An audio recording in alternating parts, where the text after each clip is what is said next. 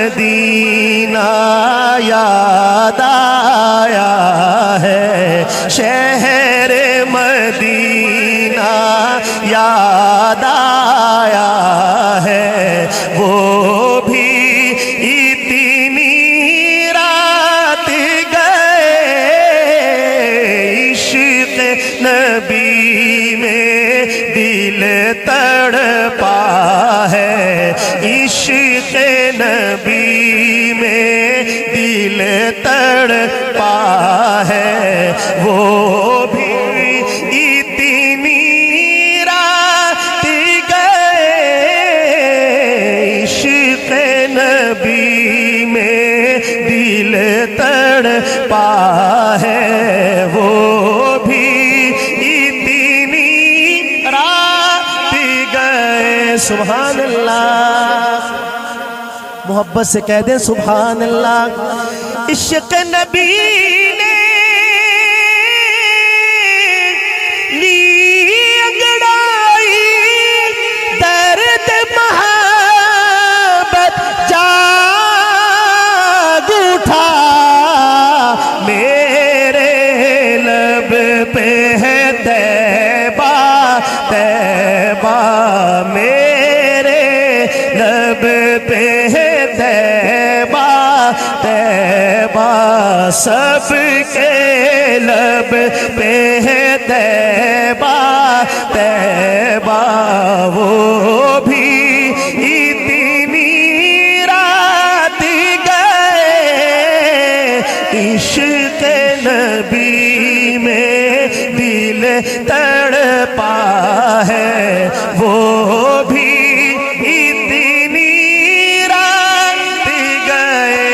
اور بیت اللہ کی چوکھٹ پر ہے دست دعا پھیلائے نبی۔ محبت سے کہہ دیں سبحان اللہ۔ کیا مانگتے تھے اللہ تعالیٰ سے؟ ہمارے لوگ بھی جاتے ہیں یہاں سے تو اپنے اپنے انداز میں اللہ تعالیٰ سے مانگتے ہیں، سوال کرتے ہیں۔ ہمارے ملتان کے ایک بزرگ گزرے ہیں سید عطاء المنعم، وہ فرماتے کہ میں مطاف میں بیٹھا تھا، میں نے ایک پٹھان کو دیکھا کہ وہ بیت اللہ کی طرف سے آ رہا ہے واپس اور رو رہا ہے، تو میں نے اس کو بلایا اپنے پاس، خان صاحب کیا بات ہے، آج تو آپ کو رونا ہی آ گیا، کیا مانگا ہے اللہ تعالیٰ سے؟ شہری کہتے ہو میرے پاس بیٹھ کے مجھے کہنے لگا کہ بس مولانا صاحب کیا بتائے، آج ہم نے اللہ تعالیٰ کا گریبان پکڑ لیا۔ بیت اللہ کا غلاف پکڑا نا اس نے، تو اپنی سادگی میں اس کو اللہ تعالیٰ کا گریبان۔ شہری کہتے ہیں کہ دھچکا لگا مجھے تھوڑا سا، لیکن پھر بھی میں نے یہ بھی مجھے اندازہ ہوا کہ بندہ بڑا دلچسپ ہے۔ میں نے پوچھا پھر مانگا کیا؟ کہتا ہم نے کہا یا اللہ ہم پشاور سے آیا ہے اور تجھے پتہ ہے کتنا دور ہے پشاور، اور آپ کی بارگاہ میں ہم اس لیے آیا ہے کہ آپ ہماری مغفرت کر دیں، ہمیں معاف کر دیں، اگر تو نے ہمیں معاف نہیں کیا تو ہم مدینے جائے گا اور تیرے حبیب سے تیری شکایت کرے گا۔ شاہ جی کہتے ہیں کہ میں اس خان صاحب کا منہ دیکھتا رہ گیا، بھی کیا بہانہ مارا، اور اللہ پاک کو یہ بہانے بڑے پسند ہیں، حالانکہ سب کچھ جانتا ہے پھر بھی بڑے پسند ہیں۔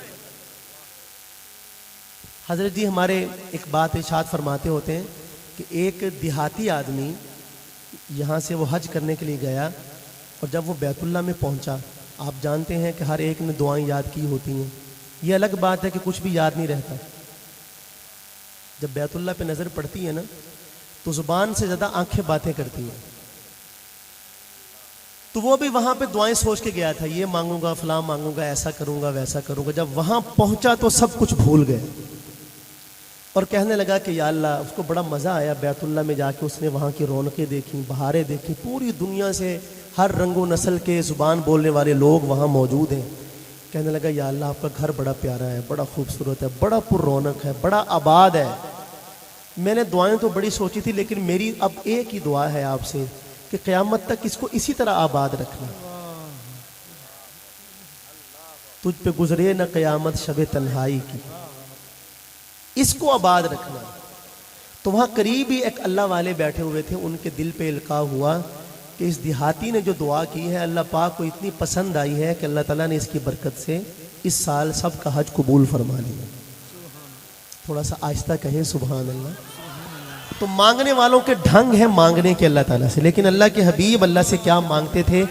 آج یہ جو اتنے بیدار سماعتیں بھلے تھکی ہوئی صحیح لیکن بیدار ہیں آپ لوگ، میرے ساتھ مل کر یہ دوسرا مصرع آپ پڑھیں گے تو میں سمجھوں گا کہ سفر کا حق ادا ہوا. محبت کے ساتھ سنیے گا. بیت اللہ کی چوکھٹ پر ہے دست دعا پھیلائے نبی.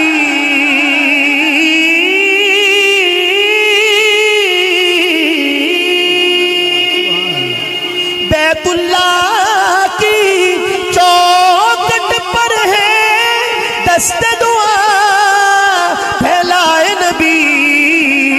رب سے عمر کو مانگ رہا ہے، رب سے عمر کو مانگ رہا ہے، رب سے عمر کو مانگ رہا ہے. وہ بھی اتنی رات گئے رب سے عمر کو مانگ رہا ہے، وہ بھی اتنی رات. اللہ کے نبی مانگتے تھے اللہ تعالیٰ سے یا اللہ یا عمر ابن ہشام بھیج دے یا عمر ابن خطاب بھیج دے. علماء کہتے ہیں کہ اللہ کے نبی پہلے عمر بن خطاب کا نام لیتے تھے، یعنی گویا کہ یوں کہا جا رہا تھا، عرض کیا جا رہا تھا کہ آنا تو عمر کو ہی چاہیے، لیکن اگر آپ کی مشیت میں اس کا آنا نہیں ہے تو چلو اس کو بھیج دیں، گزارا کر لیں گے. لیکن اللہ نے جب اپنے نبی کی دل کی خواہش کو دیکھا، نبی کی دل کی خواہش پر تو اللہ تعالیٰ قبلے تبدیل کر دیتا ہے. جب خواہش کو دیکھا تو یوں پیشانی کے بالوں سے پکڑا عمر کو اور کہا چل میرے حبیب کے قدموں میں. اور کیا فرمایا؟ رب سے عمر کو مانگ رہا ہے، وہ